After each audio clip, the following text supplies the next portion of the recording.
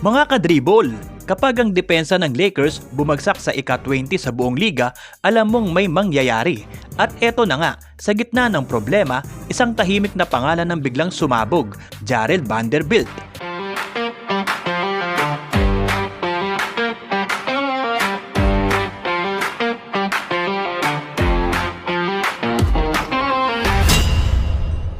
Matapos bumigay ang Lakers defense na umaabot sa 116.5 defensive rating, tuluyan ng hinugot ni Coach JJ Redick ang kanyang defensive ace. Sa laban kontra Suns, pinakawalan na niya si Vanderbilt at hindi nasayang ang pagkakataon.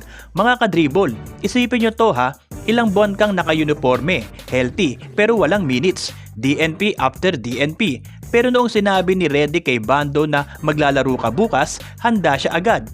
At sa loob lang ng 15 minutes, 7 points, 7 rebounds, 2 steal, 1 block, isang malaking tres sa fourth quarter, isang dikit na 116-114 na panalo. Hindi flashy pero ramdam. Sa depensa pa lang, istorbo na siya. Binantayan niya sina Devin Booker, Colin Gillespie at Dillon Brooks. Kahit sino ang masweet sa kanya, ramdam agad ang haba ng braso, ang timing, ang energy. Sabi nga ni Redick, gusto niya ang detalye, deflection, steals, tamang rotation. At hindi lang depensa. Sa opensa, hindi siya nagpumilit. Cut dito, crush ng boards, stay sa roll.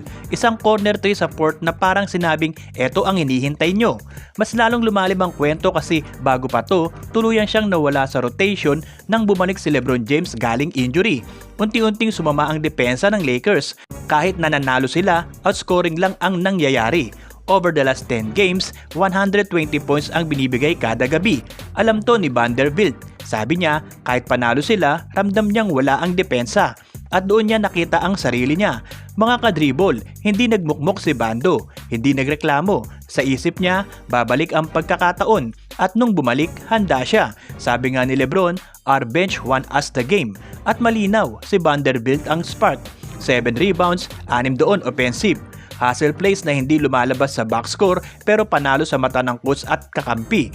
Ngayon ang tanong, sapat ba to para tuluyan siyang bumalik sa rotation o isa lang ba itong perfect timing moment? Kayo mga kadribol, anong sa tingin nyo? Kailangan ba ng Lakers ng ganitong klaseng depensa gabi-gabi o babalik ulit siya sa bangko kapag nag-iba ang matchup? Yun muna mga kadribol ang kwento natin ngayon. Kung gusto nyo pa ng ganitong Lakers breakdown, ilike nyo na ang video na ito at mag-subscribe sa Kadribol. Road to 30,000 subscribers tayo bago matapos ang taon. Marami pa tayong kwentong Lakers na parating, kaya ano pa hinihintay nyo? Dribble pa more!